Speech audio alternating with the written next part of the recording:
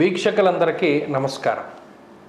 October నెల 10వ తారీఖు లగాయతు ఫిబ్రవరి 4వ తారీఖు వరకు దాదాపుగా 117 రోజుల పాటు వృషభ రాశిలో సంచారం చేస్తూ ఉన్నటువంటి గురువు వక్రగతిని పొందబోతూ ఉన్నారు. ఈ గురుడు వక్రగతిని పొందుతున్నారు, ఏదో జరిగిపోతుంది. ఈ గురుడు వక్రగతిలో ఉన్నప్పుడు విపరీతమైనటువంటి ఫలితాలు వస్తాయి అని కొంతమంది కొంత దుష్ప్రచారాన్ని చేస్తున్నారు. ఇక్కడ ఒక విషయాన్ని గుర్తుపెట్టుకోవాలి. శనేశ్వరుడికి వక్రం కలిగింది. దాదాపుగా చాలా రోజులు, ఆయన కూడా 100 రోజుల పైనే వక్రగతిలో ఉన్నారు. నవంబర్ 15వ తారీఖుతోటి ఆ శనేశ్వరుడి యొక్క వక్రగతి పూర్తయిపోతుంది.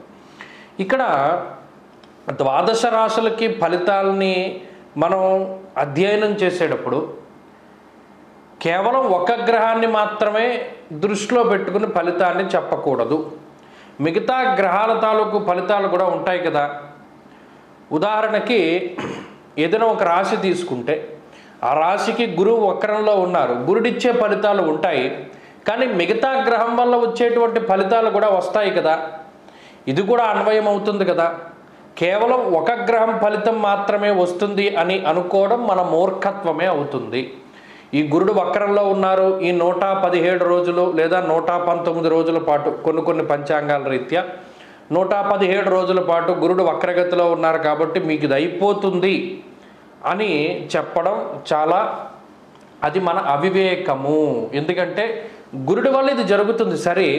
ఒకవేళ గురుడు పాపస్థానంలో ఉన్నారు, దానివల్ల ఇది కొంత ఇబ్బందికరమైన పరిస్థితులు ఉన్నాయి. మరి దీనివల్ల మిగతా గ్రహం ఇచ్చేటువంటి శుభ ఫలితాలు కూడా ఉంటాయి కదా. దాన్ని కూడా మనం దృష్టిలో పెట్టుకోవాలి. కాబట్టి ఇందులో మేము చెప్పేటువంటి ఏ ఫలితమైనా ఒక గ్రహం వల్ల మాత్రమే మీకు ఇది వస్తోంది అని చెప్తున్నాం.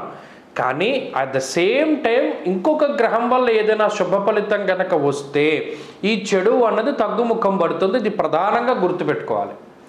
కాబట్టి ఈ గురువు యొక్క ఈ 117 రోజుల వక్రగతిని దృష్టిలో పెట్టుకుని ఏ ఏ రాసులకి ఏ ఫలితాన్ని గురుడు కలగజేస్తున్నారు అనేటువంటి విషయాన్ని దృష్టిలో పెట్టుకోవాలి. ఎందుకంటే ఆల్మోస్ట్ రాశి సంచారం పూర్తయిపోతూ ఉన్నటువంటి టైంలో ఉన్న గురుడు 40 డిగ్రీలు 43 డిగ్రీలు వరకు వెనక్కి వచ్చేస్తున్నారు.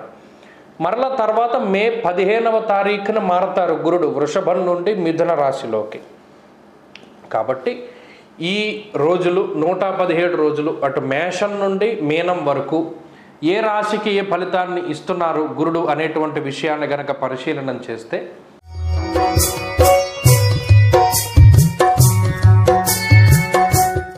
ఇక వృశ్చిక రాశి వారికి గురుని యొక్క వక్రగతి కొంత వ్యతిరేకమైనటువంటి ఫలితాలను ఇస్తూ ఉన్నది. ఇక్కడ 2 కేంద్రముల యందు గ్రహములు వక్రించి ఉండడం, చతుర్థ కేంద్రమందు శని వక్రించి, సప్తమ కేంద్రమందు గురుడు వక్రించి ఉన్నప్పుడు కుటుంబపరమైనటువంటి విషయాల పట్ల, కుటుంబ సభ్యుల యొక్క ఆరోగ్యం పట్ల చాలా శ్రద్ధ తీసుకుంటూ ఉండాలి. అలాగే మాట్లాడేటప్పుడు చాలా జాగ్రత్తగా మాట్లాడుతూ ఉండాలి. ఇప్పటి వరకు వాక్శుద్ధిని కలగజేసేటువంటి గురుడు ఇప్పుడు మాట్లాడేటువంటి మాటకి కొంత వ్యతిరేకంగా పరిస్థితులు ఉండడానికి అవకాశాన్ని కల్పిస్తాడు. అందువల్ల వాగ్దానాలు చేసేటప్పుడు, ఎవరితోనైనా మాట్లాడేటప్పుడు, ఎక్కడైనా ఒక మాట చెప్పేటప్పుడు చాలా జాగ్రత్తగా వ్యవహరిస్తూ ముందుకు వెళుతూ ఉండడం చెప్పదగినటువంటి సూచన. అంతేకాక ఆరోగ్యం పట్ల శ్రద్ధ అవసరం.